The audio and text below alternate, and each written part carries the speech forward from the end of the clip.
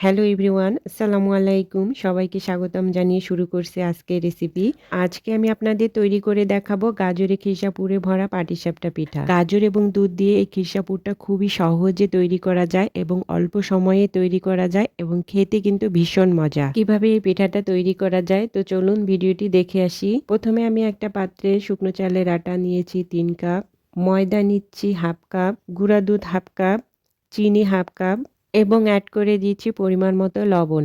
এরপর আমি শুকনো উপকরণগুলোকে ভালোভাবে মিশিয়ে নিব। খুব ভালোভাবে মিশিয়ে নিব যাতে কোনো দলা না থাকে। আমি এই পরিমাপগুলো কিন্তু মেজারমেন্ট কাপে করে নিয়েছি। আপনারা এই পরিমাপগুলো ঠিক রাখলে আপনাদের পিঠা হবে সফট এবং সুন্দর। ৩ কাপ শুকনো চালের আটার সাথে 1/2 কাপ ময়দা ব্যবহার করতে হবে। এর বেশি ব্যবহার করলে পিঠাটা ভালো হবে না। ভালোভাবে মেশানো হয়ে গেলে আমি এতে অ্যাড করে দিচ্ছি দুধ।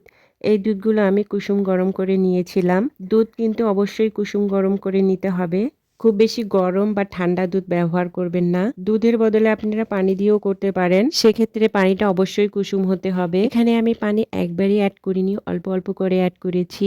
আপনারা অল্প অল্প করে পানি অ্যাড করবেন। আমার পিঠার ব্যাটারটা তৈরি হয়ে গেছে। আমি এখন একে রেস্টে রেখে দিব প্রায় 2 থেকে 3 ঘন্টা। ব্যাটারটাকে রেস্টে রেখে আমি চলে আসলাম পুর রেডি করতে। এর জন্য আমি নিয়েছি গাজর, এখন নিয়ে নিচ্ছি পোলাইয়ের চাল 1 মুঠো পরিমাণ হবে। এগুলোকে আমি পানিতে বেশ কিছুটা সময় ভিজিয়ে রেখে ব্লেন্ড করে নিয়েছি। এখন চুলায় একটা প্যান বসিয়ে দিয়ে দিচ্ছি 1 চামচ ঘি এবং দিয়ে দিয়েছি কয়েকটা আস্ত গরম মশলা। আমি পরবর্তীতে এগুলোকে তুলে নিব। এখন দিয়ে দিচ্ছি গ্রেট করা গাজরগুলোকে। এগুলোকে দেওয়ার পর আমি খুব ভালোভাবে নেড়েচেড়ে ভেজে নিচ্ছি।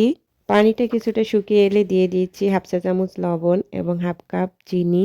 দেওয়ার পর আবারও কিছুটা নেড়েচেড়ে ভেজে নিচ্ছি। প্রায় 2 মিনিটের মতো ভেজে নিয়ে আমি দিয়ে দিচ্ছি 2 কাপ লিকুইড দুধ। এই দুধগুলো আমি আগেই গরম করে রেখেছিলাম। এখানে আমি 1 কেজি দুধকে জাল করে 2 কাপ করে নিয়েছি। এরপর অ্যাড করে দিচ্ছি আমি যে চালগুলো ব্লেন্ড করে রেখেছিলাম সেগুলি। এখন আমি এগুলোকে একটু ভালোভাবে মিশিয়ে নিয়ে ঢাকনা দিয়ে রান্না করব প্রায় 2 থেকে 3 মিনিট। ফিরে আসলাম 2-3 মিনিট পর। এখন আমি এগুলোকে অনবরত নাড়তে থাকবো।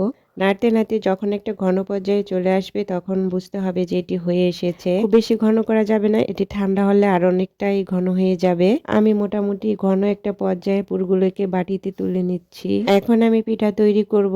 এর জন্য যে ব্যাটারটা তৈরি করে রেখেছিলাম দেখুন সেটি অনেকটাই ঘন হয়ে এসেছে। এই পর্যায়ে এখন দিয়ে দিতে হবে পানি। এখানে কুসুম পানি ব্যবহার করব। পানি অ্যাড করে আবারও ভালোভাবে মেখে নিতে হবে। আমি দেখিয়ে দিচ্ছি এই ব্যাটারটা কতটা পাতলা এবং ঘন হবে। যদি চামচে এরকম একটা লেয়ার পড়ে তাহলে বুঝতে হবে যে এটা পারফেক্ট হয়েছে। আমি যেহেতু পাটিসাপটা পিঠায় একটু ডিজাইন করব এজন্য অল্প একটু ব্যাটারে দিয়ে দিয়েছি অল্প কিছু পরিমাণ ফ্রুট কালার, এই 1/2 চামচ হবে। এরপর এই ব্যাটারটা একটা ছিদ্রযুক্ত পানির বোতলে নিয়ে নিয়েছি। এখন এভাবে ঘুরিয়ে ঘুরিয়ে দিয়ে দিচ্ছি।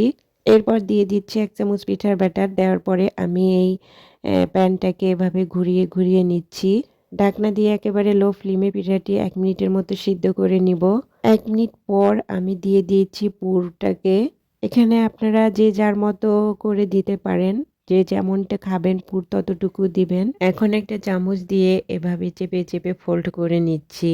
ফোল্ড করে নেওয়ার পর আবার উল্টি পাল্টি 1 মিনিট ভেজে নিব। এভাবে আমি সবগুলো পিঠা বানিয়ে নিয়েছি।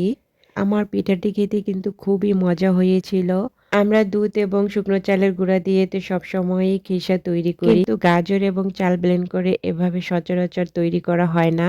আপনারা এভাবে একবার অবশ্যই ট্রাই করবেন, দেখবেন অনেক মজা হবে। আপনারা একবার যদি এভাবে তৈরি করেন তাহলে বারবার খেতে চাইবেন। আমার এই ভিডিওটি ভালো লাগলে লাইক কমেন্ট শেয়ার করে পাশে থাকবেন। ভালো থাকবেন, সুস্থ থাকবেন। আল্লাহ হাফেজ।